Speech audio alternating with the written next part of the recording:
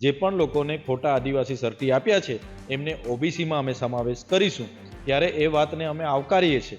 કેમ કે આજે આદિવાસીનો લાભ જે પ્રકારે બીજા લોકો લઈ રહ્યા છે, જેના કારણે આદિવાસીને આજે નુકસાન થઈ છે, એ આપના માધ્યમથી મારી પ્રતિક્રિયા છે. રહી વાત ઈસુદાનભાઈ ગઢવીની કે અમારા ધારાસભ્ય હેમંતભાઈ ખવાની, કદાચ એ લોકો માલધારી સમાજમાંથી આવે છે એટલે માલધારી સમાજ સાથે રહીને લોકો વાત કરતા હશે, પણ આજે પણ ચૈતર વસાવા પોતાના નિવેદન સાથે, પોતાની માંગણી સાથે આજે ઊભા છે. અને મારી માંગણી એ જ છે કે જે પણ ગીર બરડા આલેચના નેસ વિસ્તારોમાં રહેતા લોકોને 56,000 જેટલા ખોટા એસટીના દાખલાઓ આપવામાં આવ્યા છે, અને એ સિવાયના વિસ્તારોમાં પણ ઘણા લોકો ખોટા એસટીના દાખલાઓ લઈને લાભ લઈ રહ્યા છે.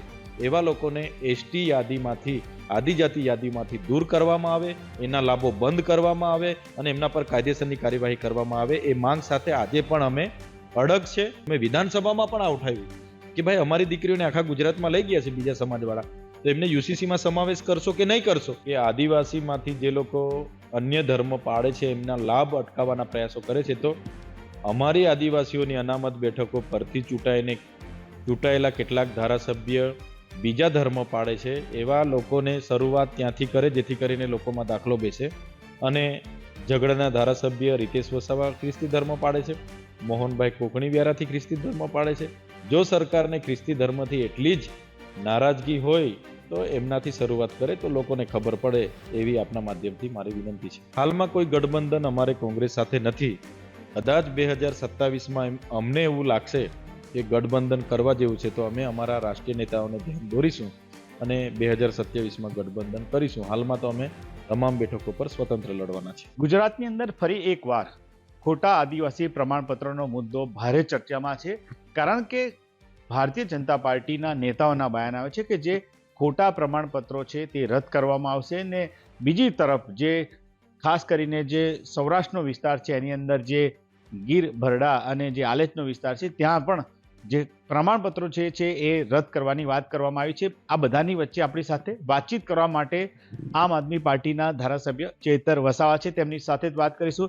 ચેતરભાઈ, આ મુદ્દાને લઈને પહેલી પ્રતિક્રિયા શું છે?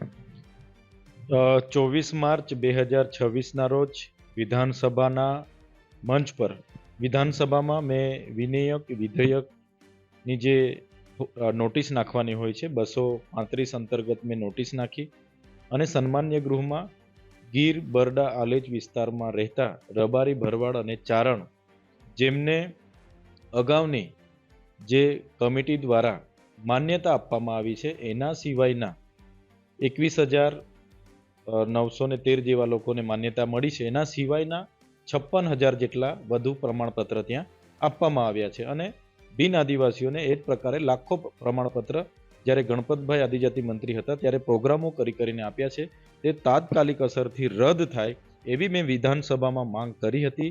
અને બીજી કાર્ય સમિતિ દ્વારા જે 3 વર્ષ અગાઉ જે આદિવાસીઓમાં સમાવેશ થયેલા લોકોની યાદીઓ બનાવીને કેન્દ્ર સરકારને મોકલી છે કે આ બિન આદિવાસી લોકો આદિવાસીની યાદીમાં સમાવેશ છે, જેનો નિકાલ કરવામાં આવે, તો આજ દિન સુધી 3 વર્ષ દરમિયાન આજ દિન સુધી કેન્દ્ર સરકારે એમાં સહી નથી કરી. તો સત્વરે ગુજરાત સરકાર એમાં તાકીદે ધ્યાન દોરે અને કેન્દ્ર સરકારમાં એ મંજૂર કરાવીને લાવે અને એવા લોકોને નોકરી, રાજનીતિ અને શિક્ષણમાંથી દૂર કરવામાં આવે એવી અમે માંગ કરી હતી. એના અનુસંધાનમાં સરકારશ્રીએ સન્માન્ય વિધાનસભામાં ખુલાસો કર્યો કે અમે આવનારા દિવસોમાં જે પણ લોકોને ખોટા આદિવાસી સર્ટી આપ્યા છે એમને ઓબીસીમાં અમે સમાવેશ કરીશું, ત્યારે એ વાતને અમે આવકારીએ છીએ. કેમ કે આજે આદિવાસીનો લાભ જે પ્રકારે બીજા લોકો લઈ રહ્યા છે, જેના કારણે આદિવાસીઓને આજે નુકસાન થઈ છે, એ આપના માધ્યમથી મારી પ્રતિક્રિયા છે. પરંતુ ચેતરભાઈ, આ બધાની વચ્ચે ખાસ કરીને ભાજપના નેતાઓના પણ બયાન આવે છે કે આ મુદ્દે ઈસુદાન ગઢવી પણ નથી બોલતા અને હેમંત ખવાનું પણ હમણાં એક નિવેદન ખૂબ વાયરલ થયું છે કે એ કહી રહ્યા છે કે જો ગીર બરડા અને આલેટનો જે વિસ્તારના જે છે તેમને જો પ્રમાણપત્રો આપ્યા છે એ રદ કરવામાં આવશે તો એ સરકારની સામે પણ અવાજ ઉઠાવશે અને સરકારને જે એમને કહી દીધું છે કે સીધી રીતે એવું કહી દીધું છે કે આવનારા દિવસોમાં જોવા જેવી થશે, એ પ્રકારના એમના નિવેદનો છે. એ બાબતે શું કહેશો? કારણ કે તમે કહો છો કે રદ થવા જોઈએ, બીજી તરફ આમ આદમી પાર્ટીના જે નેતાઓ છે ઈસુદાન ગઢવી હોય કે હેમંત ખવા, એ ખાસ આ મુદ્દે બોલતા નથી કે રદ થવા જોઈએ કે નહીં, નથી કહેતા, પણ રદ થવા જોઈએ તે પણ નથી બોલતા, કે એ લોકોના બયાન એવા છે કે રદ ના થવા જોઈએ એવું કહે છે? આદિવાસી સમાજના જે એસટી ખોટા જાતિ પ્રમાણપત્ર લઈને જે લોકો લાભ લઈ રહ્યા છે એ મુદ્દો વર્ષો જૂનો છે. ઘણા આંદોલનો પણ થયા. એમાં 2018, 2020, 2022માં એમાં કાયદા અને નિયમો પણ બન્યા છે. ત્યારે સરકારે આમાં ગંભીરતા લઈને તાકીદે એનું નિરાકરણ લાવવું જોઈએ. અને એ નિરાકરણ લાવવું જોઈએ કાયદેસરનું બંધારણની જોગવાઈ છે કે આદિવાસીના સર્ટી પર જે લોકો નોકરી, શિક્ષણ અને રાજનીતિમાં લાભ લઈ રહ્યા છે એમને તો દૂર કરવા જોઈએ, એવો કાયદો બન્યો છે. અમે ખોટી માંગ નથી કરી રહ્યા. અમને જે મળેલા અધિકારો છે એની માંગ કરી લે. રહી વાત ઈસુદાનભાઈ ગઢવીની કે અમારા ધારાસભ્ય હેમંતભાઈ ખવાની, કદાચ એ લોકો માલધારી સમાજમાંથી આવે છે એટલે માલધારી સમાજ સાથે રહીને લોકો વાત કરતા હશે, પણ આજે પણ ચૈતર વસાવા પોતાના નિવેદન સાથે, પોતાની માંગણી સાથે આજે ઊભા છે. અને મારી માંગણી એ જ છે કે જે પણ ગીર, બરડા, આલેચના નેસ વિસ્તારોમાં રહેતા લોકોને 56,000 જેટલા ખોટા એસટીના દાખલાઓ આપવામાં આવ્યા છે. અને એ સિવાયના વિસ્તારોમાં પણ ઘણા લોકો ખોટા એસટીના દાખલાઓ લઈને લાભ લઈ રહ્યા છે.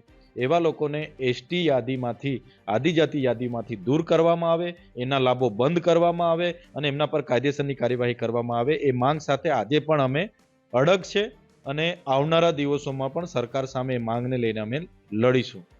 સરકાર સામે તો તમે લડવાની વાત કરી, પરંતુ તમારી જ પાર્ટીના નેતાઓના જે બયાન છે એ લઈને તમે શું કહેશો? બંને સાથે તમે વાત કરશો કે નહીં? કારણ કે એક જ પાર્ટી, આવનારા દિવસોમાં સ્થાનિક સ્વરાજની ચૂંટણી છે અને તમે ત્રણેય એક જ પાર્ટીના છે. ઈસુદાનભાઈ ગઢવી હોય કે પછી હેમંત ખવાય કે તમે હોય, તમારું જે નિવેદન છે એ સ્પષ્ટ છે કે ખોટા આદિવાસી પ્રમાણપત્રો જે 56,000 જેટલા લોકોને છે એ રદ થવા જોઈએ. પરંતુ બીજી તરફ બંનેના નિવેદનો આ પ્રકારના જે આવે છે, અને ખાસ કરીને હેમંત ખવાનું જે નિવેદન પણ જે તમે જોયું હશે, તો એ બાબતે તમે શું કહેશો? હું એક જ વાત કરું છું કે 24 માર્ચના રોજ વિધાનસભામાં આ મુદ્દો આખો મેં ઉપસ્થિત કર્યો.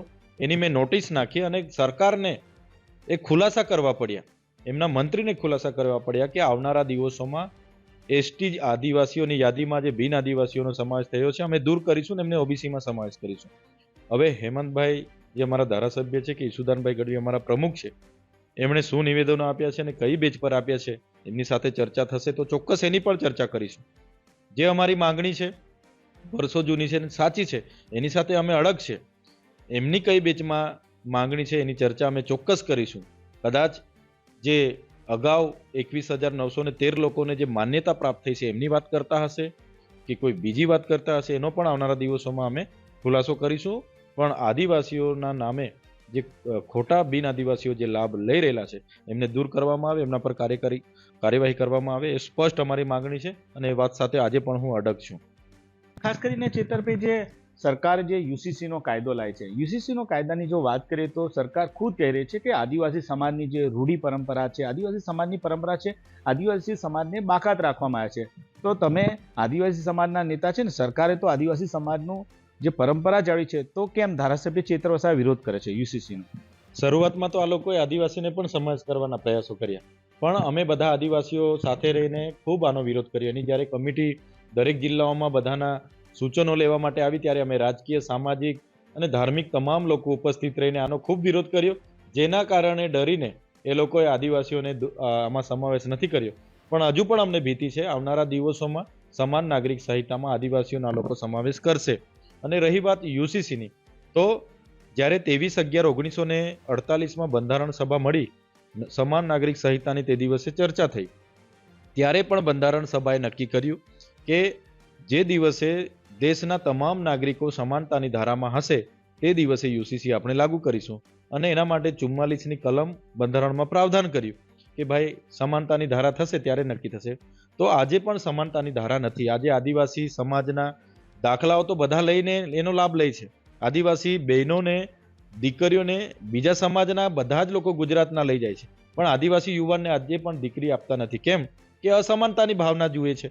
એટલા માટે અમે કહીએ છીએ કે જે આદિવાસી સમાજની પોતાની રૂઢિ, પરંપરા, રીતિ રિવાજો, પોતાના વ્યક્તિગત કાયદા છે, સામાજિક કાયદા છે, એ જ પ્રકારના કાયદાઓ મુસ્લિમ સમાજના પણ છે, આહિર સમાજના પણ છે, માલધારી સમાજના પણ છે, ઓબીસી સમાજના પણ છે, હિન્દુ સમાજમાં પણ આ પોતપોતાના અલગ અલગ કાયદાઓ છે. તો યુસીસી લાવવાનું કારણ એમણે લાવવું જ હતું તો આટલા વર્ષોથી લાવવું હતું.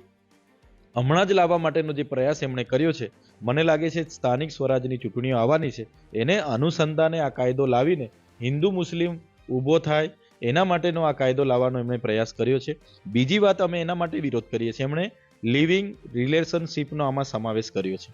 લિવિંગ રિલેશનશીપ, હવે તમે કોઈ પણ દીકરા દીકરી પુખ્ત વયના થાય, કોઈ પણ જગ્યાએ રહી શકે છે, પણ એમના 2 વર્ષ રહેવાથી એમનો જે બાળક પેદા થશે તો એ બાળકને જન્મ આપશે, એને માલિક કાલે ઉઠીને પાછા છૂટાછેડા થઈ જાય. લિવ ઇન રિલેશનશીપમાં 2 વર્ષ પછી એમને થયું કે ભાઈ હવે મજા નથી, આપણે હવે છૂટા થવું છે, તો બાળકની જવાબદારી કોની? એને મિલકતમાં ભાગ મળશે કે કેમ? તો એની કોઈ પ્રાવધાન આમાં નથી. બીજું, બધી જ જગ્યાએ રજિસ્ટ્રાર રજિસ્ટ્રાર રજિસ્ટ્રાર. તમારે છૂટાછેડા તો રજિસ્ટ્રાર અથવા કોર્ટમાં, તમારે લગ્ન નોંધણી રજિસ્ટ્રાર અથવા કોર્ટમાં, તમારે વસિયતનામા રજિસ્ટ્રાર કે કોર્ટમાં, તમારે વારસાઈ કે દત્તક રજિસ્ટ્રાર અથવા કોર્ટમાં.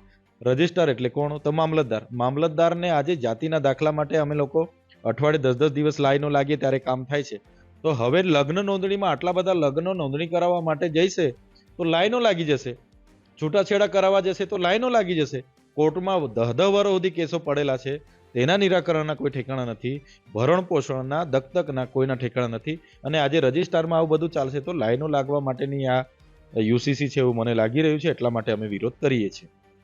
બીજું કે ચેતરભાઈ, તમે જે વાત કીધી કે આદિવાસી સમાજમાંથી ઘણી દીકરીઓ ત્યાં પરણીને જતી હોય છે, તો એ દીકરીઓ યુસીસી માંથી બાકાત રહેશે કે નહીં રહે? કારણ કે ખાસ કરીને જે સૌરાષ્ટ્રના વિસ્તાર હોય કે ઉત્તર ગુજરાતનો વિસ્તાર, ઘણા લોકો એવા હોય છે કે જે આદિવાસી સમાજની દીકરીઓ સાથે લગ્ન કરતા હોય છે. એ બાબતે તમે શું કહો છો? સરકારે એવું કીધું કે આદિવાસી સમાજને અમે યુસીસી માંથી બાકાત રાખીએ છીએ. તો સરકારે એ સ્પષ્ટ કરવું જોઈએ કે જે બહેનોને બીજા સમાજમાં લઈ ગયા છે તો એ બહેનોને યુસીસીમાં સમાવેશ થશે કે કેમ? કેમ કે આદિવાસી માટે જ યુસીસી એમણે બાકાત રાખ્યું છે ને, તો એ દીકરી જ્યારે બીજા સમાજમાં લઈ ગયા તો એને યુસીસી લાગુ પડશે કે કેમ? આજ દિન સુધી સરકારે સ્પષ્ટતા કરી નથી. અમે વિધાનસભામાં પણ આ ઉઠાવ્યું કે ભાઈ અમારી દીકરીઓને આખા ગુજરાતમાં લઈ ગયા છે બીજા સમાજવાળા, તો એમને યુસીસીમાં સમાવેશ કરશો કે નહીં કરશો? તો એનો કોઈ સરકાર પર જવાબ આજે પણ નથી. એટલા માટે અમે વિરોધ કર્યો છે, અને આવનારા દિવસોમાં પણ યુસીસીમાં કદાચ સમાન નાગરિક ધારો તો બધા માટે જ હશે, એટલે ચોક્કસ ચૂંટણી પતે ને આદિવાસી સમાજને પણ આ લોકો સમાવેશ કરશે એવી અમને ભીતિ છે. એના લીધે અમે આનો વિરોધ કરીએ છીએ. બીજું ચેતરભાઈ, કે અત્યારે જે એક ધર્માંતરણના મુદ્દે ખૂબ ચર્ચાઓ થઈ રહી છે કે જે સુપ્રીમ કોર્ટનો પણ ચુકાદો આવ્યો, અને ધર્માંતરણની જો વાત આવે તો સૌ પ્રથમ વાત જો આવે તો આદિવાસી સમાજ બાજુ જ લોકો જોતા હોય છે. કારણ કે જે દક્ષિણ ગુજરાત હોય, ડાંગનો વિસ્તાર હોય કે પછી ડેડિયાપાડા નર્મદા જિલ્લાનો વિસ્તાર હોય, એ વિસ્તારની અંદર મોટા પ્રમાણમાં લોકો જ્યારે ખ્રિસ્તી ધર્મ પાળતા હોય છે. એ બાબતે લઈને તમે શું માનો છો કે જે ધર્માંતરણના મુદ્દે જે નિવેદનો આવે છે એ બાબતે? આદિવાસી અનાદિકાળથી વસનારો એને આદિવાસી કહે છે. આદિવાસીની પોતાની જે સંસ્કૃતિ છે ધર્મપૂર્વી સંસ્કૃતિ છે, પ્રકૃતિને પૂજનારો છે. એ જન્મજાત આદિવાસી છે.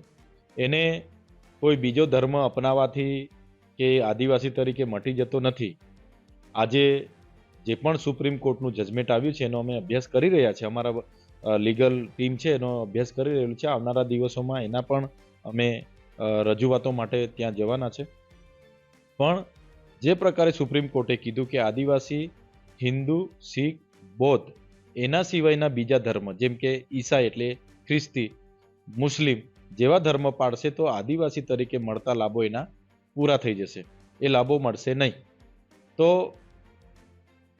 એક તો ખ્રિસ્તી તરીકે જે લોકો લાભો લે છે તો શરૂઆતમાં એમણે ઝઘડેના ધારાસભ્ય રીતેશ વસાવાથી શરૂઆત કરવી જોઈએ. વ્યારાના ધારાસભ્ય મોહનભાઈ કોકણીયા આજે ખ્રિસ્તી ધર્મ પાળે છે, રીતેશભાઈ, તો ત્યાંથી શરૂઆત કરો તો લોકોને તો ખબર પડે ને. અમે તો એવું કહીએ છીએ કે આદિવાસી તો પ્રકૃતિ પૂજક છે. હમણાં જે જનગણના થવાની છે, અમે વિધાનસભામાં હું બોલ્યો છું, રેકોર્ડ પર છે, જનગણના જ્યારે પણ થાય, હમણાં ચાલુ થાય, એમાં આદિવાસીનો ધર્મ કોડ અલગ હોવો જોઈએ એની મેં માંગણી કરી છે કે આદિવાસી એ હિન્દુ પાળતો હોય, મુસ્લિમ હોય, ખ્રિસ્તી હોય, ઈસાઈ કોઈ બી ધર્મ પાળતો હોય, પણ આદિવાસી એનો ધર્મ કોડ 1931 સુધી હતો. 31 પછી એ ધર્મ કોડ એમાં નથી, તો એ ધર્મ કોલમ પણ એમાં હોવી જોઈએ એની વિધાનસભામાં માંગ કરી છે, જેથી અમને ખબર પડે કે આદિવાસી કેટલા છે. નહીં તો હિન્દુ લગતા જશે એટલે આદિવાસીની વસ્તીમાં ઘટાડો થઈ જશે, ખ્રિસ્તી લગતા જશે એટલે આદિવાસીઓમાં ગણાશે નહીં, મુસ્લિમ લગતા જશે તો ગણાશે નહીં. તો આ આદિવાસી તરીકે જે ધર્માંતરણ જે પણ સમયે થયું 1980, 90 કે 70ના દાયકામાં મિશનરીઓ આવી આરોગ્યની, શિક્ષણની અને રોજગારીની એમણે કામ કરીને એમનાથી ઢળીને કેટલાક લોકો એ ધર્મ પાડવા લાગ્યા છે. ત્યારે એવા લોકોને હવે સુપ્રીમ કોર્ટે બહાર કાઢવાનું કીધું છે કે લાભ નહીં મળે.